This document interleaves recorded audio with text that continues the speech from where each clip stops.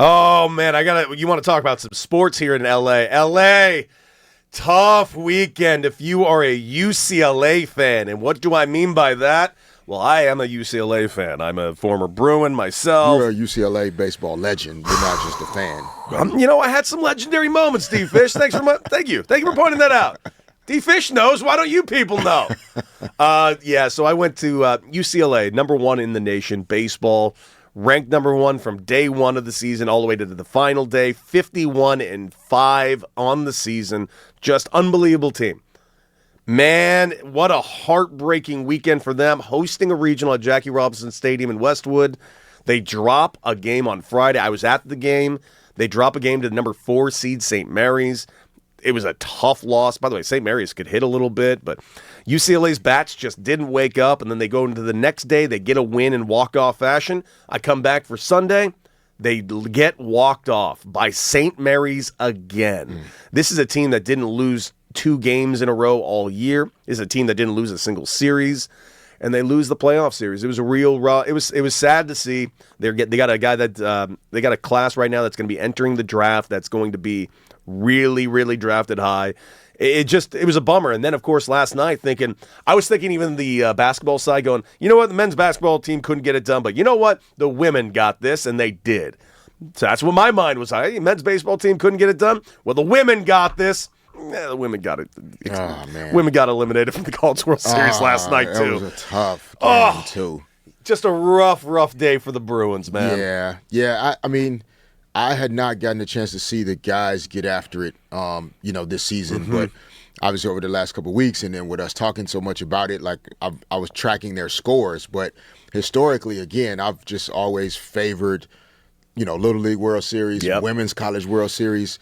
As a baseball player, as a kid, like I don't know, something about men's college baseball and the aluminum bats didn't track for me. The sound kind of can throw you off. Threw me off. And so for some reason, I don't know, I gravitated towards watching other types of baseball. When you played as a kid, when you played baseball or played multiple sports, what was your position? Like, was it speed was your game? Were you strong? Because, here's the thing. People look at you. If you meet D-Fish in crap, D-Fish is a big guy, but I think because you played in the NBA and you're surrounded by cell towers of human beings, I think people don't realize how big you are. Right. No, sometimes, I get 2 things. One, some people are like, oh, man, I didn't realize we were, you're the same size as me. Yeah. Like, I didn't realize that in one way, meaning maybe they could have made it to the NBA as well because they think you have to be 7 feet tall to make it to the NBA. Yeah. You don't. But then most people are like, yeah, no, I didn't realize you were this tall. And I'm like, yeah, I'm standing out there with Wemby. Yeah, there's nothing you can do. Everybody look small. But yeah, as a kid, I was an outfielder. I think every now and then I'd fill in. If somebody was out, I'd fill in the infield. But I was an outfield guy, could track fly balls, pretty strong arm. Consistent as a hitter. I wasn't a home run hitter, but I could get on base. And then once I was on base, then we can have some fun a little bit. Squeeze out an extra base or 2. But, the Women's College World Series game with UCLA. I mean, first of all, and if you listen to us, we're going to definitely talk about women's sports. Oh, yeah. Probably not necessarily more than other people. I don't waste time talking about what other people are doing. We're legit fans of the W, man. Yeah. I dig it. Yeah, and the W is for women. So, Women's College World Series, the competitiveness between these 2 teams last night, and then I had watched a little bit of Texas Tech, Florida, which we talked about the other day, because Jason Williams' daughter, White Chocolate, she plays for Texas Tech. And there's been some. Yeah, they've been a lot team. Of spice. They've been doing some stuff. But that Texas Tech UCLA women's game last night was unbelievable. It was a hell of a game. The UCLA women's pitcher pitched the entire game into extra innings. Like 180-plus pitches because they didn't have anybody else to fill in for her. And so by the time you get to extra innings after the miraculous comeback, and you tell me, like, Yeah. the batters are now facing her for like the 8th time of the game. Yeah, like you. So in baseball, like here's in baseball they always say like the rule is 3. You don't want to get a team to line up and give you 3 looks at the same pitcher. That's why pitchers often come out in the 5th inning, 6th inning, because that's usually when the lineup's going to come and roll around for the 3rd time. That's how it goes. You don't want to see somebody a 3rd time. If I could see somebody 3 times, I don't care what they've got. I have a pretty good idea what they have. I can get my timing down, yada, yada, yada. Getting to see somebody 5 times, 6 times in a game, I have a good chance. Yeah, I feel like that's what happened to UCLA, last night on the women's side. But, I mean, it absolutely sucks when you have a really good team that is capable of winning a championship. Big time. And it just doesn't quite come together. UCLA, like you said, on the men's side, a bunch of guys that are going to probably be in the draft. So there's emotion kind of in that when that final out, or for me, that final play. Like I remember as a college basketball player, I didn't know I was going to the NBA for sure. Yeah, same. Oh, my God, same. So when that last second runs off a clock of your college career, like you're emotionally wrecked. Because you don't know if you're going to get a chance to play the sport you love again. One of the most emotional days of my life when we lost our last game at Arizona State. Yeah, man. And I'll never forget it. After the game was over, we got we're in the getting ready to fly back on Southwest back to UCLA from Arizona State. It's over. I went straight to the bar and grabbed a drink. My coach was like, "Deck, what are you doing?" I'm like, I don't play for you anymore, brother. I'm getting a beer. Yeah, it was rough. We played in the NIT. I was at Little Rock. We played in the NIT at Vanderbilt, and so I took a hard fall during the game. My tailbone is like vibrating like it's gonna pop out of my back, and so I played through that. And then after the game, just absolutely crushed, sitting down on the locker room floor, just wondering if that was the last basketball game I was going to ever play. So I'm freaking crying. Teammates are coming over. We're consoling each other. Dude. Like, it's a rough experience. So UCLA men's and women's baseball and softball teams are experiencing this all at the same time. So, I mean, I think school is out. So, yeah, I think it's about right. Yeah, so maybe, or at least I think UCLA, either that or finals week is like about to start. Which like, think about that. So you're like emotionally wrecked. You don't even know who you are, and then you got to figure out how to get it together. Oh, and now I got to take a test. You got to take a chemistry, business, calculus final exam. I still have dreams, and this is true, Raj. This is I still have dreams that I have a final that day, and I haven't studied at all. I had that dream 2 weeks ago, like. Recurring all the time. All the time. I've got a dream that I'm always in class, but I didn't show up ever, but finals are coming, and I have to pass.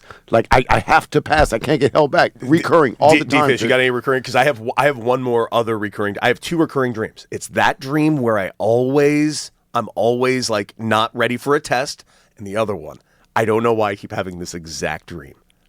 I'm on the bench in a baseball game. Someone said, "Deck, you're going up to hit and pinch hit." Except I don't have my spikes on. I have shoes on. And I'm trying to put my spikes on, but for some reason, I can't tie my spikes on and get onto the field. And then I wake up. It happens I have this dream all the time. I don't know why. I'm worried about myself now. I don't have any of these. You don't have any recurring dreams? No. I mean, well, you must have it all together. No anxiety? No, I do not.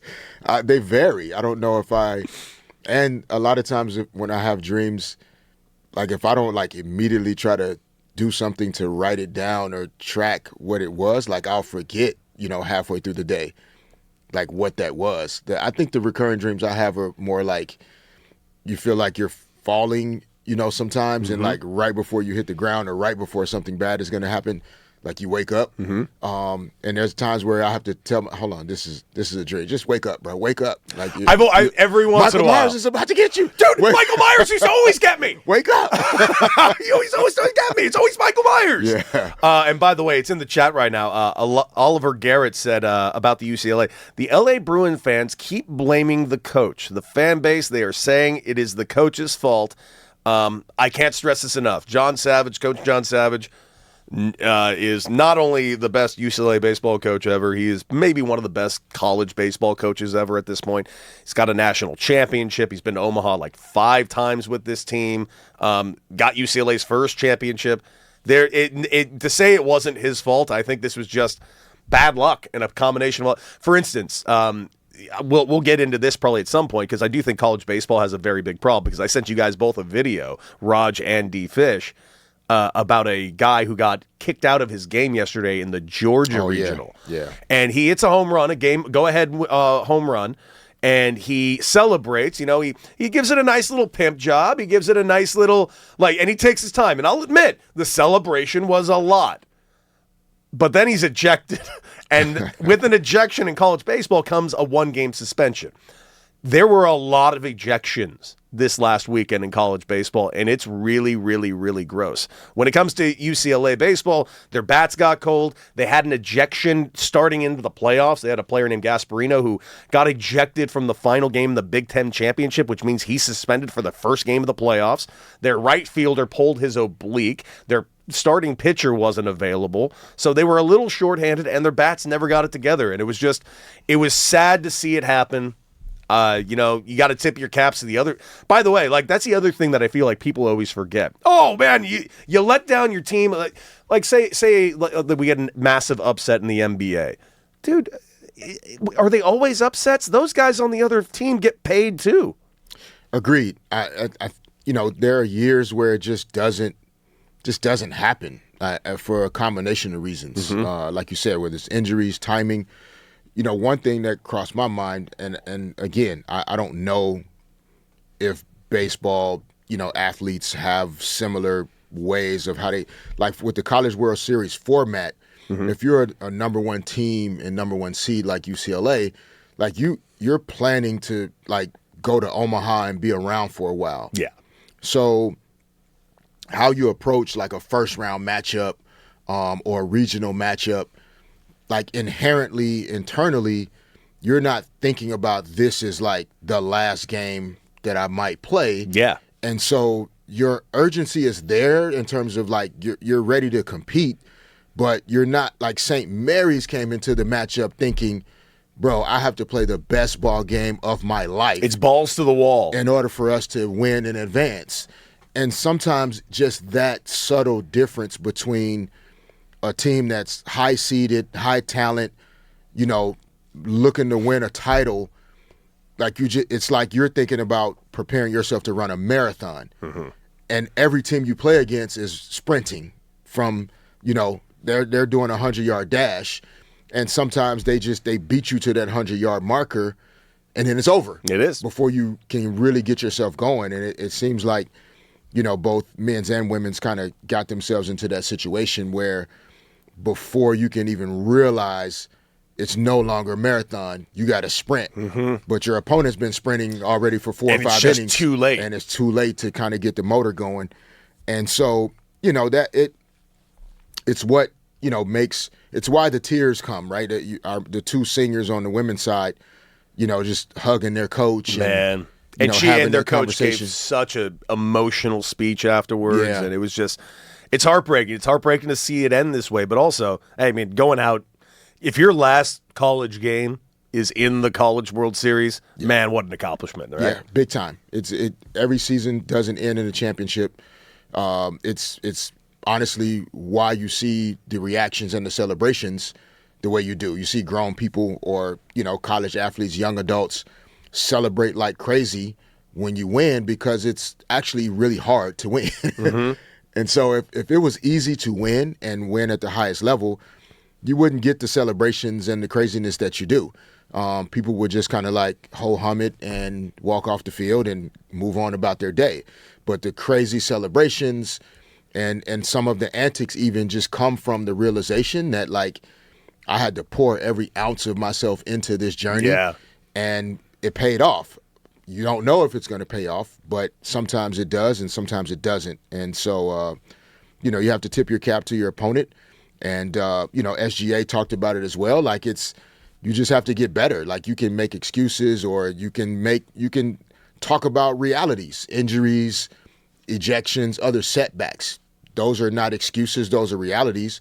But sometimes you lose, tip your cap to your opponent, and then you take a step back and think about how can I get better in order to help the team. If we're in this situation again next season, how can I do a better job to help us win in advance? And by the way, those of you that don't think this UCLA losing is a big story, it was the opening story on SportsCenter this morning. Like it is wild. And by the way, congratulations to it being the opening story in sport. Like, I do feel like we're getting a lot of interesting looks at a lot of sports that aren't the big three sports. We're getting a lot of looks at college. The fact that we're getting a lot of looks at college softball right now, I think is really cool, because I'm with you, man.